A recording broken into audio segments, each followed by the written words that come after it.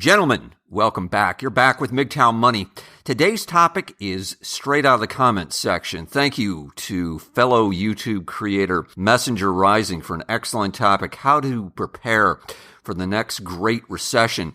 Before we get to that, though, I've got a brief comment here from probably the second video I did several videos ago. I've done well over 40. I've had more than a few messages, comments about how can I support this channel? I think this channel is great. I'd like to contribute, etc. And frankly, I was very reluctant to get involved in any of that because I do believe firmly, and I live by, value for value. I wanted to make sure that I was providing value to you, so therefore I didn't expect anything in return, anything whatsoever. However, I do know this channel is valuable, at least for some men. Dare I say, for 80% of men that are out there. And it certainly is indicated by my listening to some other MGTOW channels that I shall not name. With that said, let's move this forward because I need your help. I want you to do something simple for me. I want you to buy me a cup of coffee, period. That's it. I'm going to put two links in the description of this video and ongoing videos for PayPal and for Patreon.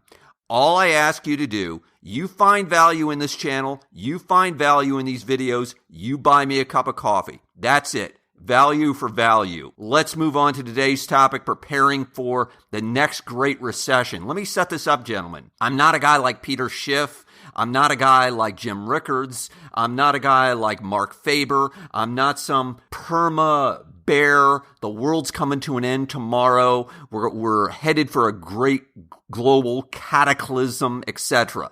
I have been in that camp, though. I'm very sympathetic to that camp. I'm very, very knowledgeable about the very logical reasons of what these men put forward. However, the one thing I have learned in my brief time on this earth is that you nor I, nor them, nor anybody else, despite all their phenomenal credentials, can predict the future. We cannot predict the future.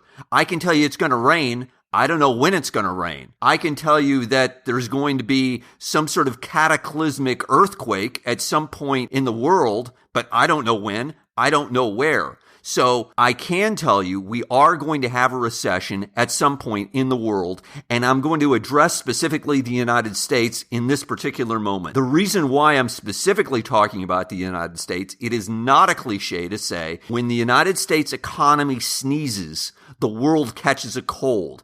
The United States economy represents approximately today 20 to 25% of global GDP, global domestic product.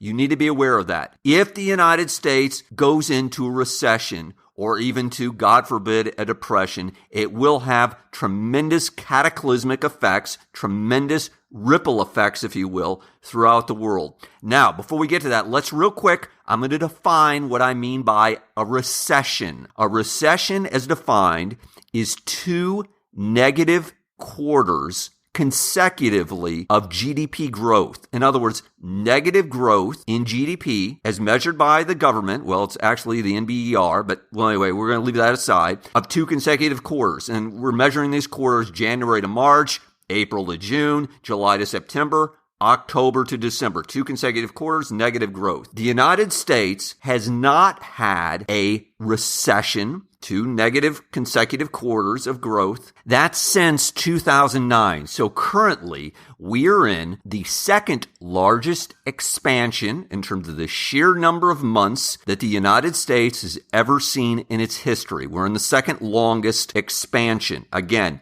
we have not had a recession is nearly 9 years. I can say with virtual certainty, at some point, there will be another recession. Again, I can't tell you when. I can only throw out the one indicator. I'm not going to go into details, but one indicator, if you start hearing it in the press, and in particular in the business financial press, if you hear them mention the term inverted yield curve, I won't get into the details, but needless to say, if you start hearing people talk about that on a regular basis, that would typically indicate it is highly likely that there is a recession in the near future. When I say the near future, again, generally speaking, 12 months or so out. With that said, here's how you are going to start preparing for the next recession. Because again, there will be a next recession, and you do need to be prepared. The number one thing that you can do using that 80-20 rule, the great 80% of what you need to do, and you need to start today, is get out of debt. You've got to eliminate or at least minimize all of your debts, gentlemen. If you go back to the very first video that I did, it was specifically regarding get rid of your debt. I've spoken about this ad nauseum. It's impossible for a man, literally, mathematically impossible for a man with no debts to go into bankruptcy. Many people in this next recession will end up in bankruptcy. Don't let that be you. Furthermore, the man with no debts, even if he's flat broke, he's got no money. But if he has no debts, gentlemen, he has a lot more options and choices in life. He can decide what job he wants to take, where he might want to move to, how to spend his leisure time. He's going to have a lot more, let's put in one word, freedom. That, of course, is what you want. Get out of debt, gentlemen. Start now. Start slowly. I've done numerous videos on this.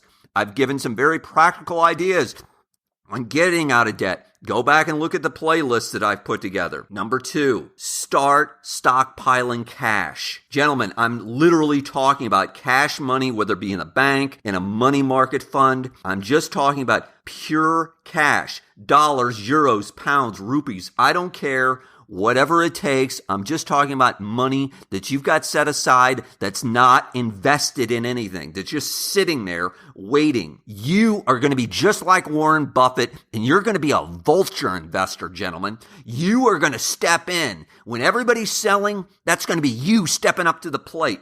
When things crash, that's when you want to be buying. Gentlemen, when there's blood in the streets, guess who that's going to be that's going to step up and is going to say, yeah, I'll take that. Yeah, I'll take that beautiful piece of property right on the ocean front, for example. It's selling at half of what it was selling for just a few years ago. That's where you want to be, gentlemen. You want to be that vulture investor. You want to be the guy who's got the cash, because I can guarantee you, and I saw this happen with my own eyes, 2008, 9, 10, 11, lots of people wanted to buy, but you know what?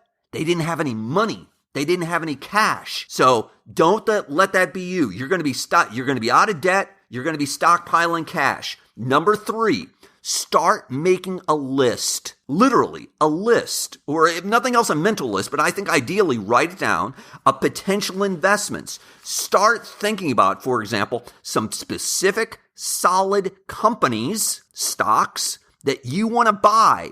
The companies that you really feel like, hey, look, 10, 20, 30 years down the road, this company is going to be here. They're going to still be around. People are still going to probably be smoking cigarettes, for example. People are still probably going to be drinking beer, for example. Those might be some ideas. I'm just throwing those out there. Secondly, again, going back to that real estate idea, start looking in your area, within 10-mile radius of your home, of specific areas, of specific properties, of specific neighborhoods that you think, hey, if that was 30 or 40% less and I bought that, I wonder what my rental income could be on that. Start thinking like a vulture investor. That can be you. Moving on. Start today. I encourage you, slowly accumulating precious metals, whether we're talking about gold, silver. Start making small dollar investments in gold and silver. These are a wonderful backstop just in case, a wonderful insurance policy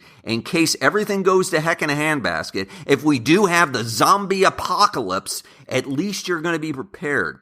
I just saw something. Ray Dalio, who some of you may or may not have heard of, is a guy who runs a small hedge fund. It's $150 billion with a B dollars, the largest hedge fund in the world. He is now recommending 5 to 10% in gold. And he basically is recommending this as today because of the geopolitical risks that are going on relative to North Korea, etc.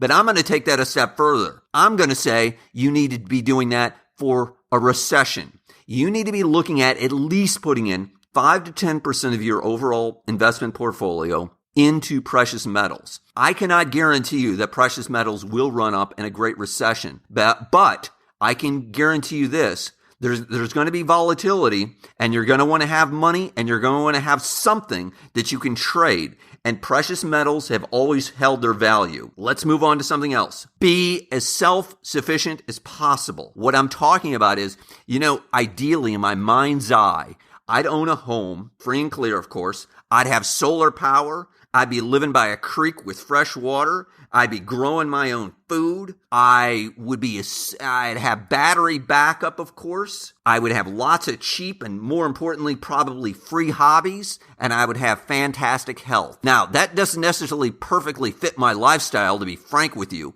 But that, to me, is sort of the ideal position that a man can be in, where he is relatively self-sufficient, that he can move forward no matter what. Because that's where you want to be, gentlemen. You want to be able to take care of yourself. As always, I want to encourage you. Hit the like button if you found this information valuable. Hit the subscribe button if you haven't already. And of course, buy me a cup of coffee. John Galt, out.